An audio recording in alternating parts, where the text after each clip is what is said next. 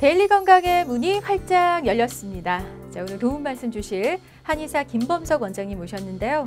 안녕하세요, 원장님. 네, 안녕하세요. 한의사 김범석입니다. 네, 반갑습니다. 자, 오늘 데일리 건강에서 어떤 이야기로 얘기 나눠볼지 오늘 주제 먼저 알려주시죠, 원장님. 네, 다리뼈 자체가 휘어져 있는 상태 혹은 뼈의 정렬이 바르지 못해서 무릎 위 아래의 뼈인 대퇴골과 경골의 축들이 이루는 선이 원래의 각도에서 벗어난 상태를 휜다리라고 합니다. 이 휜다리는 보기에 좋지 않은 정도의 가벼운 증상으로 여겨져서 그렇게 왔지만 증상이 심해지면 미용상의 문제를 넘어서 과도한 무릎의 관절의 스트레스로 인해서 젊은 나이에도 퇴행성 관절염을 보일 수가 있고요. 이로 인해서 통증이 발생하기도 하고 척추 측만증이 나타날 가능성이 높아지고 또한 평발이 될 수도 있습니다. 그래서 오늘은 휜다리 교정법에 대해서 알아봅니다. 네, 오늘 데일리 건강의 주제는 휜다리입니다. 근데 사실 저는 누구나 어느 정도 다리가 휘어있지 않나라고 생각을 했어요. 근데 이게 좀 정도가 심하면 문제가 된다는 말씀이신데요. 그럼 휜다리는 어떻게 구분해야 하는지부터 좀 알려주시죠, 원장님. 네, 휜다리는 내반슬이라고 하는 O자 다리와 외반슬이라고 하는 X자 다리로 나뉘는데요. 네. O자 다리는 무릎을 쭉 펴고 똑바로 섰을 때 두 발은 붙지만 무릎이 붙지 않는 경우이고요. X자 다리는 무릎은 붙어 있지만 반대로 두 발이 붙지 않는 경우를 말하는 것입니다. 네, 그러면은 종류별로 좀 나눠서 자세히 얘기를 나눠보면 좋을 것 같은데요. 먼저 내반슬, 그 O자형 다리인데요. O다리는 어떤 형태인지 그 상태 먼저 알려주시죠. 네, 무릎을 쭉 펴고 똑바로 선 자세에서 고관절, 골반에 있는 고관절과 그 대퇴골부와 슬관절, 족관절을 연결한 쭉 부하선에서 이 슬관절의 중심이 외측에 있는 경우를 말하고 O자 모양을 나타내죠. 그래서 O형 다리라고 쉽게 얘기합니다. 네. 즉 발목 안쪽을 마주대고 바르게 섰을 때 양 무릎이 닿지 않고 벌어져 있는 경우를 말하는 것입니다. 다리를 한쪽으로 모아서 앉는 습관 또는 무릎을 높이 들어 올리지 않고 발을 이렇게 질질 끌면서 걷는 걸음걸이 습관 또는 책상다리, 다리 꼬는 자세로 앉는 습관, 팔자걸음 이런 습관으로부터 발생을 합니다. 네, 근데 이 내반슬로 인해서 어떤 문제가 생길 수 있는 건가요? 네, O자 다리가 되면 안짱걸음, 안짱다리가 동반되기도 하는데요. 조기 발견해서 교정하지 않으면 무릎의 통증 또 퇴행성 관절염을 초래하고요. 굉장히 이제 스트레스를 받으시는 분들이 많죠, 미적으로도. 그렇군요. 네. 근데 성인보다는 좀 어린 아이들의 경우 오다리가 많은 것 같아요. 그래서 좀 뒤뚱뒤뚱 걷기도 하고요. 네. 소아의 경우에서 만 2살, 3살까지 아이들은 오다리일 수 있습니다. 그게 정상입니다. 그러나 그 이후에도 계속 O자 다리인 경우에는 검사를 해봐야 합니다. 자, 먼저 오다리에 대해서 좀 알아봤고요. 이어서 외반슬, X형 다리에 대해서 알려주실 텐데요. X형 다리는 어떤 상태를 말하는 건가요, 원장님? 무릎을 쭉 펴고 선 자세에서 고관절 대퇴골부와 슬관절, 족관절을 연결한 중심선상에서 슬관절의 중심이, 이 무릎의 중심이 내측에 있는 경우를 말합니다. 쉽게 X자 모양을 나타나기 때문에 X형 다리라고도 합니다. 양 무릎을 붙였을 때 복숭아뼈가 닿지 않고 벌어져 있는 경우이고요. 보행할 경우에는 다리 안쪽에, 이 안쪽에 체중이 많이 실리기 때문에 발 아치가 이렇게 안쪽으로 무너지는 결과를 가져오기도 합니다. 그렇군요. 근데 외반슬이 왜 생기는 건가요? 이것도 마찬가지로 다리를 틀어서 걷는 걸음걸이 습관이라든지 다리를 꼬고 앉는 자세 또는 발끝을 안쪽으로 향해서 앉는 그런 버릇 등에서 비롯됩니다. 소아의 경우에서는 만 4살 또는 5살까지는 약간의 외반슬이 나타나는 것이 정상입니다. 하지만 7살 학교에 들어갈 정도 나이 정도에서는 사라져야 됩니다. 그렇지 않은 경우에서는 성인이 돼서도 X자 다리를 가지게 되는 경우가 많습니다. 그렇군요. 특히 외반슬의 경우에는 기능적 평발과 유관하기 때문에 신경학적인 문제를 유발합니다. 네, 이 휜다리의 종류를 좀 알아봤는데요. 뭐 내반슬, 외반슬, 그 외에 또 어떤 휜다리가 있나요? 네, 하나 더 말씀을 드리면 반장슬이 있습니다. 반장슬. 예, 백리라고도 하는데요. 무릎이 뒤로 꺾여 있는 것이죠. 반장슬은 무릎 관절이 과도하게 뒤로 꺾이는 것으로 어린이나 여성들에게 나타나고 또는 느슨한 인대를 가지고 있을수록 이 반장슬이 생길 가능성이 높아집니다. 흔히 발레나 무용, 리듬 체조, 피겨스케이팅 이런 유연성이 많이 필요한 종목의 전공 학생들한테 많이 볼 수가 있고요. 늘어난 무릎의 뒤에 인대만큼 이 무릎 뒤에 인대가 늘어나서 이렇게 뒤로 꺾이거든요. 그만큼 발목, 그 아래 관절인 발목의 아킬레스건의 단축을 초래하기도 합니다. 그렇군요. 근데 말씀 듣다 보니까 아무래도 휜다리가 발생하는 원인이 기본적인 생활 습관과 좀 연관이 많이 있는 것 같아요. 네. 물론 유전적, 인종적, 성별에 등에 따른 선천적인 요인이 있고요. 나이나 문화, 질병, 직업, 생활환경 등의 원인이 있습니다. 우리나라가 특히 또 바닥에 앉아서 생활하는 좌식 생활의 문화가 많고요. 그쵸. 또 아이를 업어서 키우는 문화가 어느 정도 있고요. 또 다리를 밖으로 이게 벌리고 있는 자세들도 많죠. 또 평발, 까치발 이런 발 모양의 변화들도 문제가 됩니다. 그리고 안짱걸음, 팔자걸음 이런 걸음걸이의 습관들도 다리의 모양을 결정되는데 문제를 일으킨 경우가 많습니다. 그리고 신발, 특히 하이힐을 신거나 그런 것들이 또 문제가 되고요. 출산 후에 산후조리가 부족해서 골반이 틀어진 상태로 이 상태나 또는 벌어진 상태로 방치하게 된 경우에 또 그리고 또 장시간 직업적으로 빗뚤게 앉아서 계속 골반을 한쪽으로 틀어서 발을 한쪽으로 밀면서 운전을 하거나 또 장시간 양반다리로 앉아서 바닥에 앉아 있는 경우 등 여러 가지 잘못된 바르지 못한 자세에서 비롯되기도 합니다. 그렇군요. 네. 잘못된 자세들을 좀 잘 기억해 뒀다가 좀 네. 교정하는 그런 노력이 필요할 것 같네요. 네, 그렇습니다. 네. 자, 그럼 이번에는 그 진단 기준에 대해서 좀 알아볼 텐데요. 휜다리가 다 비정상이고 교정해야 하는 거는 아닐 것 같아요.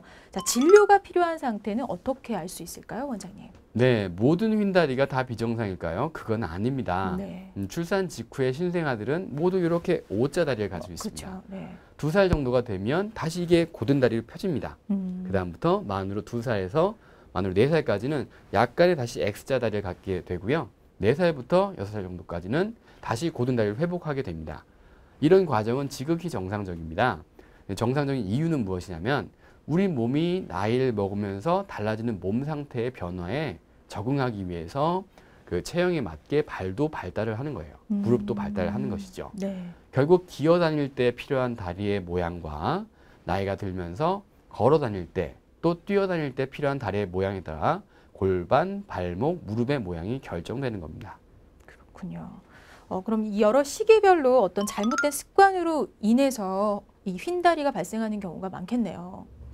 네, 나이에 맞는 정상적인 변화를 따라가지 못하고 있는 그런 자세나 또는 습관에 의해서 비정상적인 휜다리가 만들어지는 경우가 굉장히 많습니다. 이것이 성장기에 성장판도 열려 있고 관절의 유연성이 있어서 체형이 쉽게 변화할 수 있을 때, 무릎 등의 관절의 비정상적인 모양을 그때 또 치료를 쉽게 할 수도 있습니다. 그렇군요. 네. 근데 이 휜다리의 경우는 치료를 위해서 먼저 정확한 진단이 필요할 것 같은데요. 스스로 좀 알아볼 수 있는 자가 진단법 같은 게 있을까요, 원장님?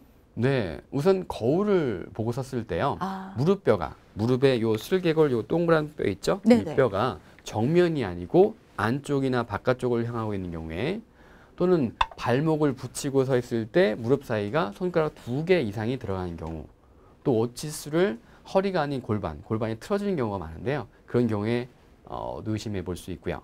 또 서 있을 때 무릎은 붙는데 반대로 발목이 벌어지고 또 치마나 바지가 심하게 돌아가고 무릎에서 딱딱 소리가 나는 경우에서 의심해 볼 수가 있습니다. 그렇군요. 그래서 실제로 해보고 좀 의심이 되면 병원을 찾아가서 정확한 검진을 받아봐야 할 것 같은데요. 네. 병원을 찾게 되면 그때는 어떤 검사를 통해 진단하게 되나요?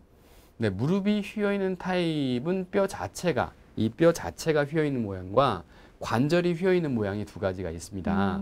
그래서 휘어 있는 모양을 검진하기 위해서 고관절과 발목 관절 검사를 하게 됩니다. 또한 휜다리의 패턴 중에서 어떠한 모양인지 확인하기 위해서 서 있는 상태의 다리 모양과 누워 있는 상태의 다리 모양을 비교하게 됩니다.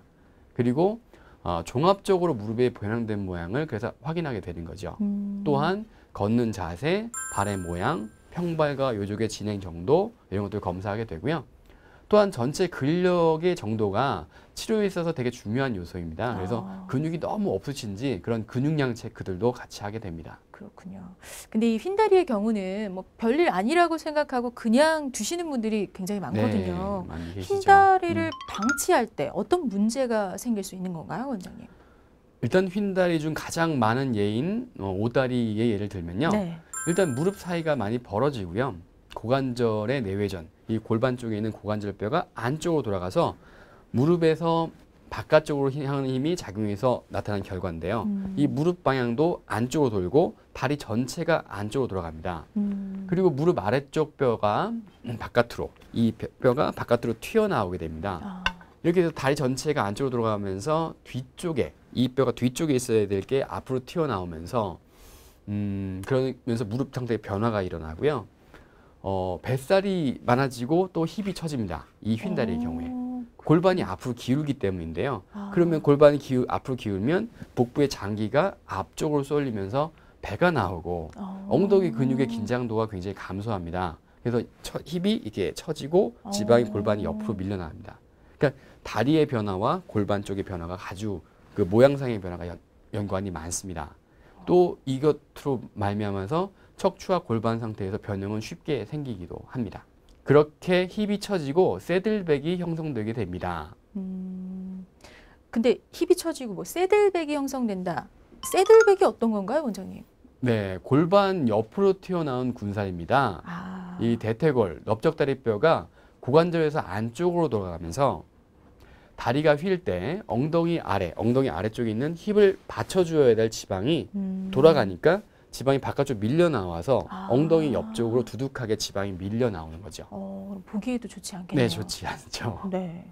자, 이 내반슬, 그러니까 오다리로 인한 뭐 여러 가지 문제점 말씀해 주셨는데요. 자, 외반슬의 경우는 또 어떤 문제를 발생할 수 있을까요? 네, 외반슬의 경우에는 보행 시에 다리 안쪽에 체중이 집중되어서 이 다리 안쪽에 체중이 집중됩니다. 다리가 이 상태에서 이렇게 꺾이기 때문에 안쪽으로, 이 안쪽으로 체중이 집중되죠.